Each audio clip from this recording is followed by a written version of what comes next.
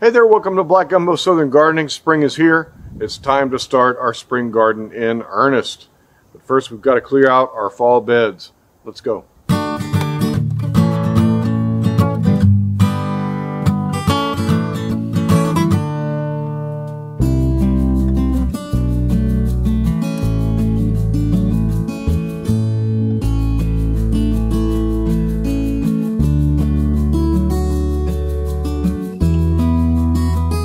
Well, spring is here in earnest.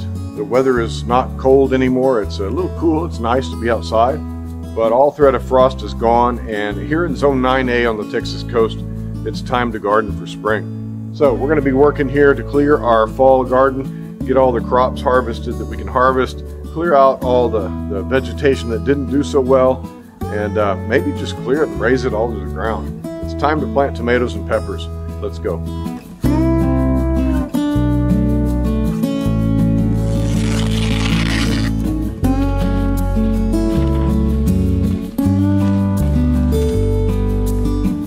Well, we've had this weed barrier cloth down all winter. We planted our cabbages and brassicas and cauliflowers and broccoli in here.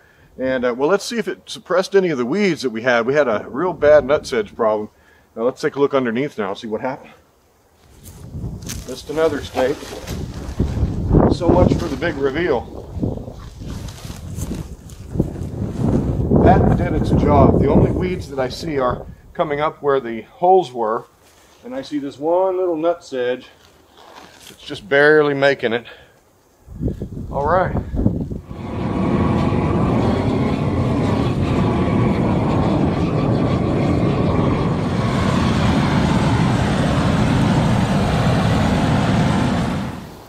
So what's the advantage of no-till gardening? I mean, what's so bad about tilling? Tilling can form a hard pan where the tiller only goes like 6 inches deep, you know. And it won't, like, things won't penetrate further than that? Yeah. But that, you know, you can't be beholden to one garden method, you know. No-till has its advantages and disadvantages. Like Charles Dowding in the UK does no-till only, but you gotta have a ton of compost and organic material to do no-till the real way. I try not to till because it breaks up all the web of life in the soil, all the fungal life and the networks down in there. But what we're doing right here, it's breaking it up anyway. It'll grow back. That's what I was thinking. It's like with some crops that makes sense, but like with this, I mean, these displace and compact a lot of the soil, and it seems like it would almost be difficult for certain things to grow if you, well, like in certain areas where there's like 4 or 5 carrots all bunched up together. Yeah. That soil is so dense. It is. Roots can get through it though. I mean, look at these carrots. This was dense soil to begin with. And these carrots, you know, just pushed on through it. Doing pretty good. This is good soil. It is good soil. I will admit. That's not a bad haul of carrots. 2.5 gallons or so, maybe 3 gallons. Yeah, we're gonna go wash them up, put them in the fridge.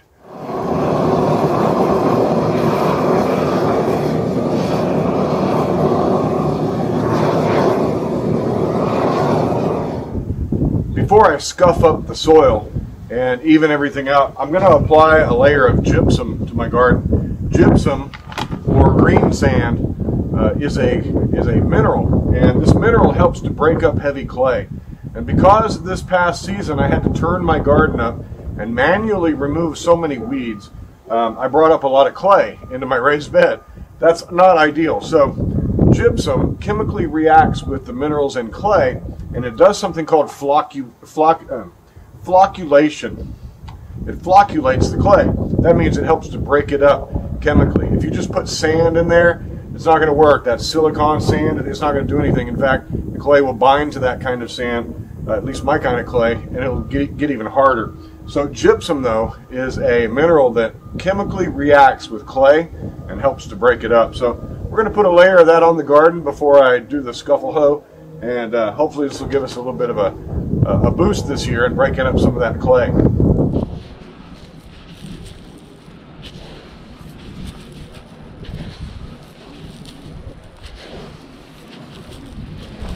What we'll do after we apply this gypsum is we will apply some amendments, some fertilizer and compost type stuff, and then we will scuffle hoe the whole thing to make it look nice.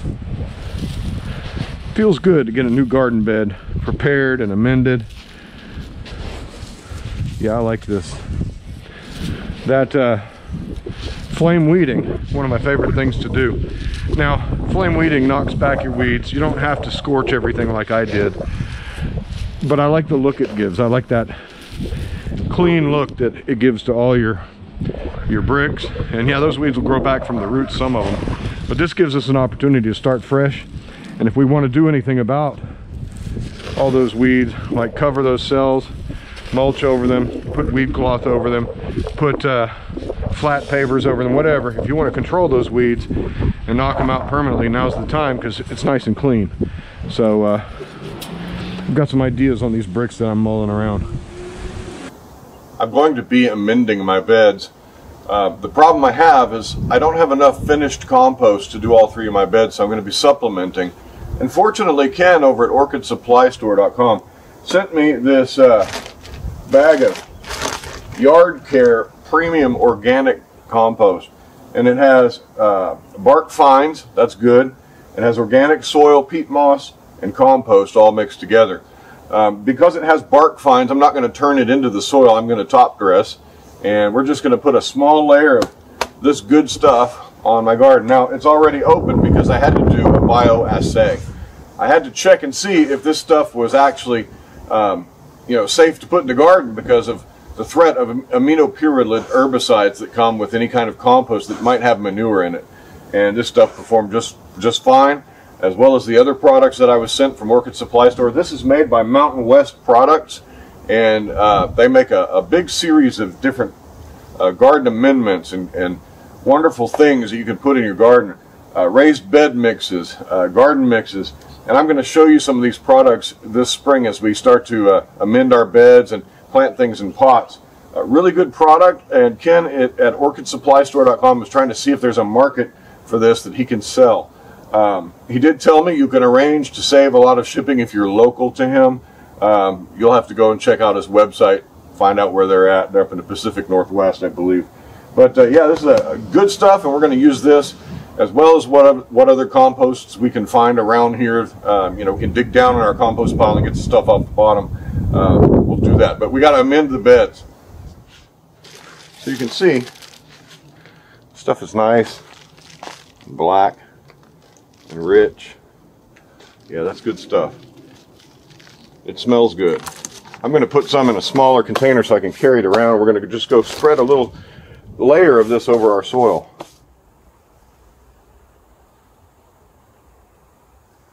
Look at the richness of this soil. Big old worms in it. Yeah, there you go, fella.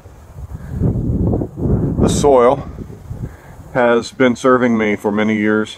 8 years maybe? When did I put this in? Anyway, it's been here a long time. And all I do to amend it usually each year, is I will put a sprinkling of any needed amendments like the gypsum that we added. I'll put that in there. I'll occasionally do a broadcast of an organic slow release fertilizer like Dr. Earth, and I'll dust some of that on today as well. But usually all I do each season, in between seasons, is I just sprinkle some compost on the top. I don't even work it in. I just put the compost on the top of the soil, and I let the fellows like that earthworm work that stuff down into the soil. And it served me well, and it's a real rich growing mixture here. The soil was originally brought in 2014. Yeah, that's when it was. And it was just a garden mix that you buy at your local dirt yard, and it wasn't very good, so we had to amend it over time. And now that we've been amending this over time, it's really good soil, and I'm real happy with it. I had it tested by Logan Labs last year, and it showed that my soil was in good shape, good condition. I do have a few things that I'm lacking, but we can build those up over time. So nice soil, and I always like to flame it down and get it nice and pretty so that when we put our plants in, it looks good. I like it to look good. I'm kind of a sucker for, puttering around in my garden and enjoying how it looks. So yeah, let's do that. Let's get some things in here. Wow, it's springtime already. Spring gardening already. This is encouraging. Okay, we've got almost 2/3 of our garden ready to put transplants in and get spring going. So I have a plan. I need to go consult my plan and get my plants. They've been hardening off this past week. Somebody stole one, actually. Somebody swiped a single tomato plant out of my tray. So yeah, people I guess are desperate these days. Man, I love this time when the garden's nicely raked. Now I know there's gonna be all kinds of weeds coming up in here, and we're gonna have, you know, our share of pests, problems, weeds, and challenges this year. Every year has them. Last year was especially rough. But right now, when you get it all cleaned out, it sure does feel rewarding. I just like to stand here. All right.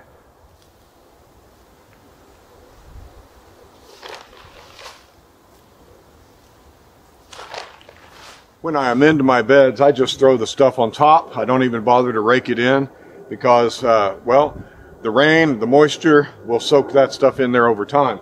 It is a slow release fertilizer that I put down just because I don't have enough compost this year to be confident that I'm going to have all the nutrition in my beds that I need. So throw a little Dr. Earths around. I like it. It's organic. It's got a lot of good stuff in it. Now we're going to put our layer of compost over the bed, just a small dusting.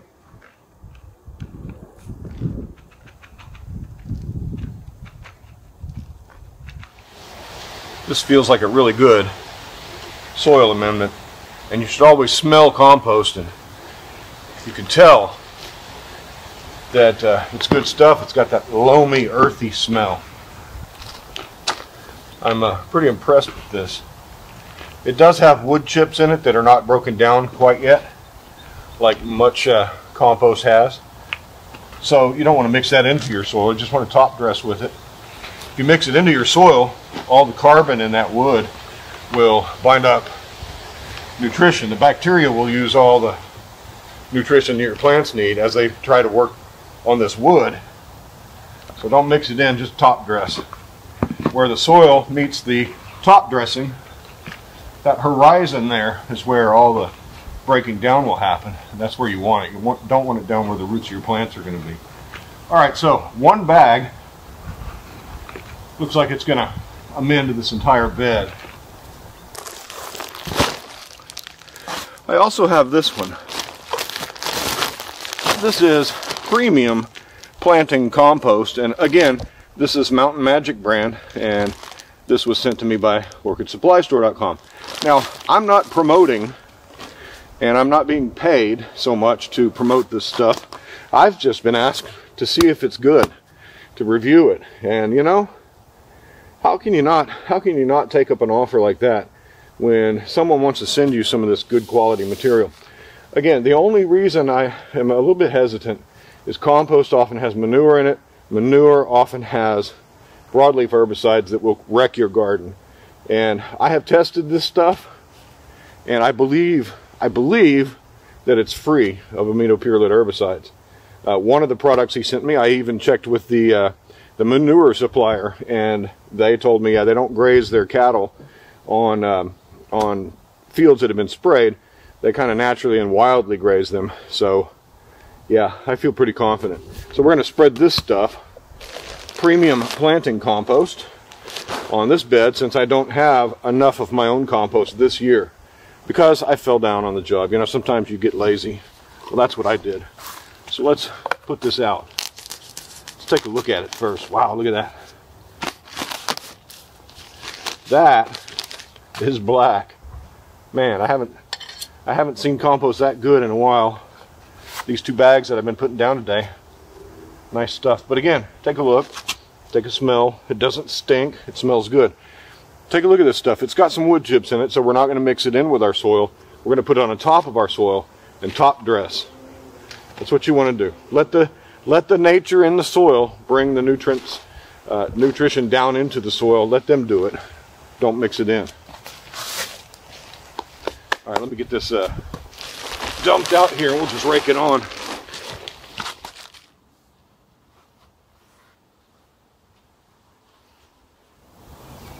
Not much you can say about how well a compost performs until you grow something in it, but I'm going to go out on a limb and recommend this stuff It's very rich, it's very black, it's very finely ground, it's very even in texture. Doesn't have a lot of big chunks in it or unidentifiable material. I bought compost once from a local dirt yard that they said had wood chips in it. Well, it had shredded wood, that's for sure, but some of that wood had paint on it. It was construction waste. This stuff is very nice. Yeah, I'm pleased. Well, let's go get some plants.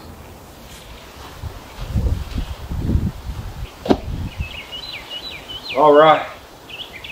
Look at those leggy tomatoes. Those are pretty tall, huh? Some of them even got flowers on them. It's really time for these to get out of these containers and into the ground. But some of these tomatoes go in my third bed, which I haven't dealt with yet. Still got to take those peas out and amend that soil over there. But we got some tomatoes going in these beds here, but mostly I'm going to put in peppers today. I've got some bell peppers here, a flavor burst. I've got a ninja bell. We're going to put some of them over there. I've got some hot peppers we're going to plant. I'm going to put 3 tomatoes in this bed and a squash, a zucchini actually, a gray zucchini. So let's lay these out. Let me select my varieties that I want.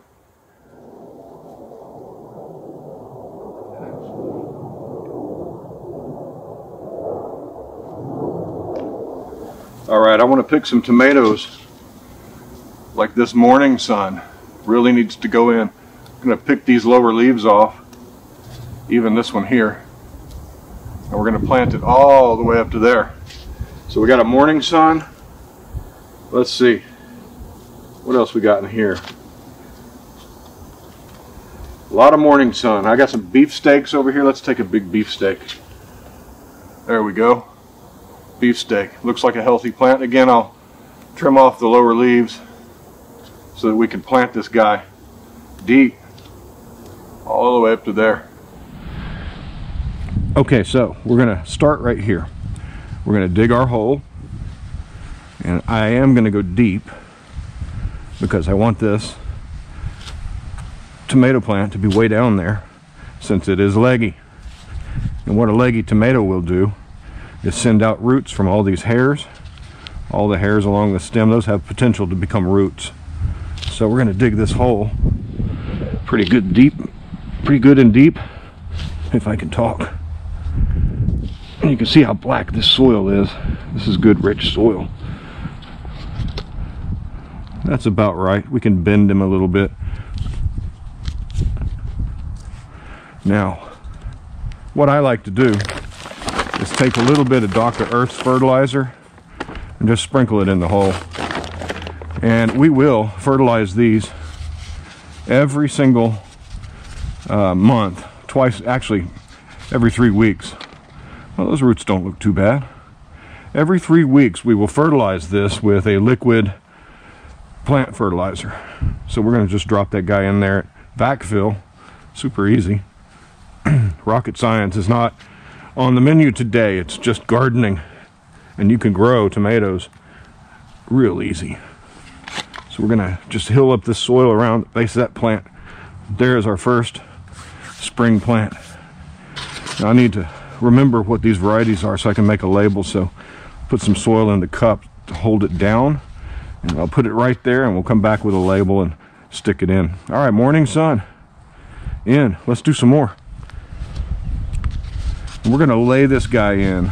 This is another way you can deal with leggy tomatoes. Let's break up some of those roots that are circling there. Just peel them apart like that. Encourage them to go look elsewhere instead of going in a circle. Just lay it in sideways. Bend your plant and cover it up just like that. Now it's gonna lean a little bit to one side until it starts growing. It'll stretch and go straight. Yeah, there we go. All right, we got our first 3 tomatoes in. Makes me happy. All right, here's my seedlings for my zucchini. I really think I want to grow this round zucchini here. Now, it's better generally to start these from seeds in your garden directly, but I had some space and I wanted to give it a try. I need a pencil to push this out. Let's go see what we got. You don't want to mess with the roots of these zucchinis. They're very tender. They're very finicky. Let's see if we got a stick or something we can push this out with. Well, I had one back here. Yeah, no one will be seated during the thrilling search for a stick scene. There we go. Look how that just popped right out of there. And I think we have room for another tomato or two. So I'm going to put one of my little guys in right there, that one. So let's get this guy in the ground. Now, I grow zucchinis and squashes early in the season, as early as I can. That's why I put them in the seed tray, to try to get them an early start. The reason I do that is we have vine borers here like crazy, and they will come and destroy this plant. But usually you can get a harvest before they show up. Now, you don't want to plant these things too deep.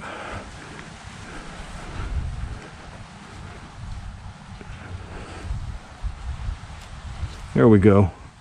Hopefully that little guy will spread its roots out and take off. That's a round zucchini. Should be interesting. I am interested in getting some fruit from that.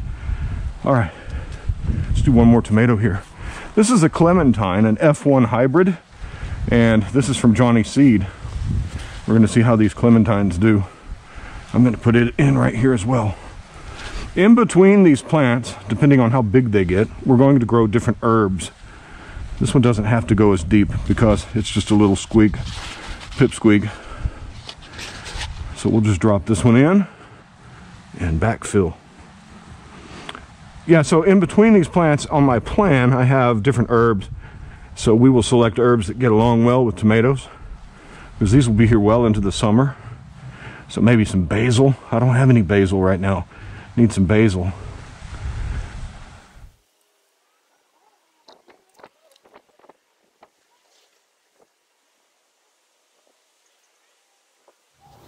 Flavor burst bell pepper. I hope I get some bell peppers this year. Bell peppers tend to put on fruit very slowly and not a whole lot of it. We'll see. Usually I find it's not worth growing them. I prefer just to buy them at the store. But when you do grow them, they taste so much better. So hopefully we'll get some out of this, just for the fun of cooking with them. All right, flavor burst bell pepper. And these raised beds, you can plant really close to the bricks if you want, to save yourself some room, because these plants are going to send their roots down under those bricks. So yeah, it don't matter. Always water in transplants really well.